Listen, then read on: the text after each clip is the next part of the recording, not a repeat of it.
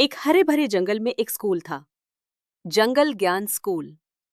इस स्कूल में बहुत सी गिलहरियां पढ़ने आती थीं। सब अच्छे और अमीर परिवार से थीं। लेकिन एक गिलहरी थी जो सबसे अलग थी। उसका नाम था सोनम।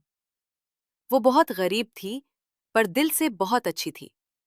उसके पास पुराने पत्तों का बैग था। टिफिन में खाना नहीं लाती थी, कभी बीज ले आती थी। उसके पास अपनी किताबें भी नहीं थीं।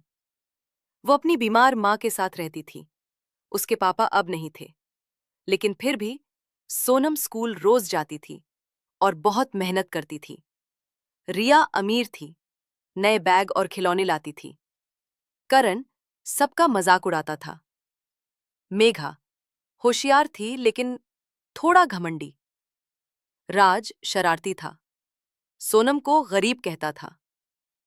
नेहा प्यारी थी, धीरे धीरे सोनम की दोस्त बन गई। सुबह लकड़ियां बटोरती, माँ की मदद करती, फिर स्कूल जाती। दूसरों की किताबें मांग कर पढ़ती थी। कोई शिकायत नहीं करती थी, हर सवाल का जवाब सोचकर देती थी। रिया उनके पास सब गिलहरियां सोच रही थीं कि सोनम शायद फेल हो जाएगी। लेकिन जब रिजल्ट आया, सोनम स्कूल में सबसे ऊपर थी। अब सब बदल गए। रिया ने उसे नई किताबें दिलवाईं। नेहा ने खाना शेयर किया। करण और गिलहरी राज ने माफी मांगी। मेघा ने कहा, तुम सबसे बेहतर हो। टीचर बोली, असली अमीरी पैसों से नहीं, मेहनत और अच्छे दिल से होती है। अब सोनम सबकी प्यारी और खास गिलहरी बन गई। अब गिलहरी सोनम स्कूल की सबसे समझदार और मेहनती गिलहरी बन चुकी थी। सब गिलहरियां अब उसे प्यार करने लगी थीं। उसकी दोस्त गिलहरी नेहा रोज उसके साथ बैठती। गिलहरी रिया अब उसे अपनी बहन जैसा मानती थी।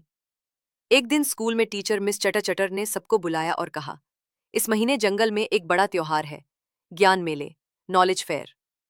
हर क्लास से एक गिलहरी को चुना जाएगा, जो मेले में जंगल की समस्या और उसका हल बताएगी। एक फूल सब बंदरें थीं। सब गिलहरियां चौंक गईं। टीचर बोली, हमारी क्लास से चुनी गई है सोनम। करण, राज और मेघा को जलन होने लगी। उन्हें बुरा लगा कि फिर से सोनम को चुना गया। उन्होंने एक प्लान बनाया कि सोनम की तैयारी खराब कर देंगे। सोनम ने बहुत सोचकर एक अच्छा विषय चुना, कैसे हम जंगल को साफ और सुरक्षित रखें। वो अपने घर के पास पड़े पुराने कागज और लकड़ियां जमा कर पोस्टर बनाती और रात में माँ के पास बैठकर सोचती। क्या कहूं, कैसे कहूं। एक दिन जब सोनम स्कूल आई, देखा कि उसके बनाए हुए सारे पोस्टर फटे हुए थे। उसने कुछ नहीं कहा, बस चुपचाप फिर से पोस्टर बनाए। नेहा और रिया ने उसकी मदद की। अब सबको लगने लगा, सोनम सिर्फ होशियार नहीं, बहुत सब्र वाली भी है। पूरा जंगल इकट्ठा हुआ था। हर गिलहरी अपनी बात कह रही थी।